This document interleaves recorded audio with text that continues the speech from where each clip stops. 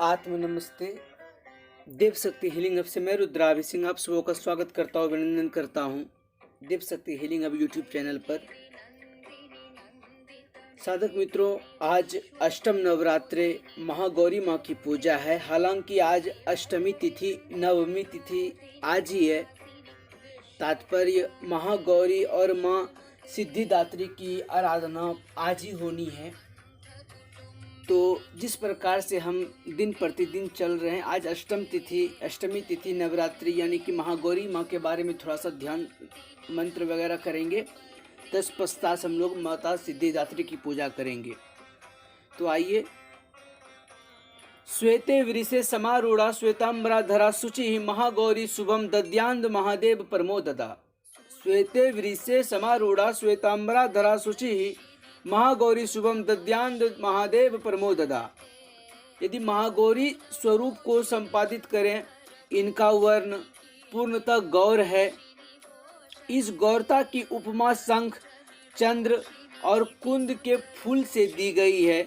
इनकी आयु 8 वर्ष की मानी गई है। अष्टवर्षा भवेद गौरी। इनके समस्त वस्त्र एवं आभूषण आदि भी श्वेत है। महागौरी की 4 भुजाएं हैं। इनका वाहन वृषभ है। इनके ऊपर के दाहिने हाथ में अभय मुद्रा और नीचे वाले दाहिने हाथ में त्रिशूल है। ऊपर वाले बाएं हाथ में डमरू और नीचे वाले बाएं हाथ में वर मुद्रा। इनकी मुद्रा अत्यंत शांत है। कथा के अनुसार, महागौरी स्वरूप की कथा के अनुसार, तो जहाँ पर महागौरी की बातें आती है वहाँ पर महादेव की महागौरी के रूप में जाना जाता है। कथा प्रारंभिक चरण में देवी सती को महादेव ने गौरी रूप में ही स्वीकार किया था। तत्पश्चात माता पार्वती को उन्होंने गौरी रूप में, माँ पार्वती को गौरी रूप में भी जाना गया। और गौरी के पश्चात माता पार्वती के प्रारंभिक जीवन के स्वरूप को माँ उमा कहते हैं। उमा स्वरूप में जाना जाता है, जिस आधार पर भगवान शिव ने ब्रह्मांड को नए नए ज्ञान से नवाजा। उस समय तंत्र साधनाओं इत्यादि 64 योगिनियों, निम्न कथाओं, अलग अलग प्रकार के ज्ञान ब्रह्मांड को उनके द्वारा प्रदान की गई। और वो उनके अर्धांगिनी माँ उमा को समर्पित है। वह साधना का विशेष महत्व है। तो कथा के अनुसार भगवान शिव को पति के रूप में पाने के लिए माता महागौरी ने बहुत ही कठोर तप किया था। और इस प्रकार से देवी महागौरी के स्वरूप में कहा जाता है कि माता गौरी ने कठोर तप करके भगवान शिव को प्राप्त किया। अतः जो साधक या जो कन्या श्रद्धा पूर्वक माँ गौरी की आराधना करती है, उन्हें वनवांछित वर की प्राप्ति होती है, उन्हें वनवांछित फल प्राप्ति होती है।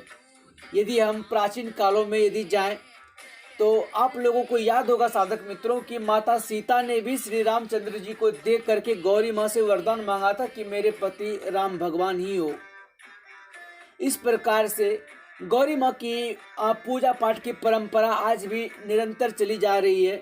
जिनके शादी विवाहों में अड़चन हो या इत्यादि हो, श्रद्धा पूर्वक यदि वो माँ गौरी की आराधना करे, यदि पूजन पाठ करे किसी खास उपाय के साथ, तो वो शीघ्र ही प्रसन्न होती हैं और उन्हें वनवांछित वर की कामना करती हैं। इवन ये केवल स्त्रियों के लिए नहीं, यह पुरुषों के लिए भी लागू होता है। चूँकि वैराग्य शनि यानी कि वैराग्य कर्म फलदाता शनि को भी माता पार्वती के आशीर्वाद के फल स्वरूप ही उनकी अर्धांगिनी देवी धामिनी उनके जीवन में आई।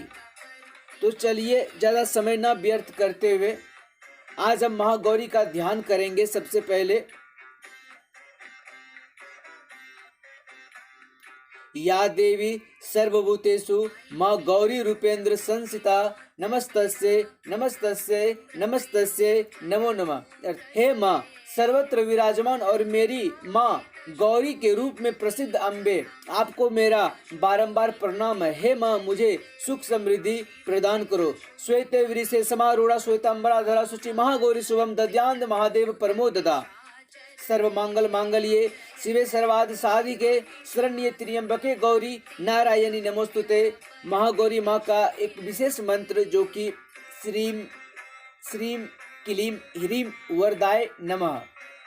आइए नवरात्र के 9 दिनों के पावन पर्व पर अंतिम पड़ाव में देवी भगवती के 8वें स्वरूप और देवी के 9वें स्वरूप की पूजा की विशेष महत्व। कहा जाता है कि महागौरी की यदि आराधना करनी हो, महागौरी की यदि पूजा उपासना करनी हो तो साथ में आपको महादेव और भगवान गणेश की भी उपासना आपको करनी चाहिए। चूँकि महागौरी से बहुत ही करीब रहते हैं श्री गणेश भगवान, इसलिए उनकी उपासना के फलस्वरूप ही आपको फल की प्राप्ति हो सकती है। तो महागौरी की पूजा कैसे करें, आइए साधना विधान पूजन विधि में बेहद आसानी तरीके से मैं बताता हूँ। सबसे पहले लकड़ी की चौकी पर या मंदिर में महागौरी की मूर्ति अथवा तस्वीर स्थापित करें। इसके बाद चौकी पर सफ़ेद वस्त्र बिछाकर उस पर महागौरी यंत्र रखें तथा यंत्र स्थापना करें। माँ सौंदर्य प्रदान करने वाली हैं, इसलिए हाथ में श्वेत पुष्प लेकर के, सफ़ेद पुष्प लेकर के आप माँ का ध्यान करेंगे। ध्यान के बाद माँ के श्री चरणों में पुष्प अर्पण करें तथा यंत्र सहित माँ भगवती को पंचोपचार विधि से पूजन करके षोडोपचार विधि से पूजन करें। दूध से बने नैवेद्य का भोग लगाएं। तत्पश्चात आप ओम ऐं ह्रीं क्लीं चामुंडाय विचय इस मंत्र का जाप कर सकते हैं। साथ ही आप यह मंत्र का भी जाप कर सकते हैं जो कि आपके स्क्रीन पर शो हो रहा है। ओम ऐं ह्रीं क्लीं चामुंडाय विचय ओम महागौरी देव्यै नमः।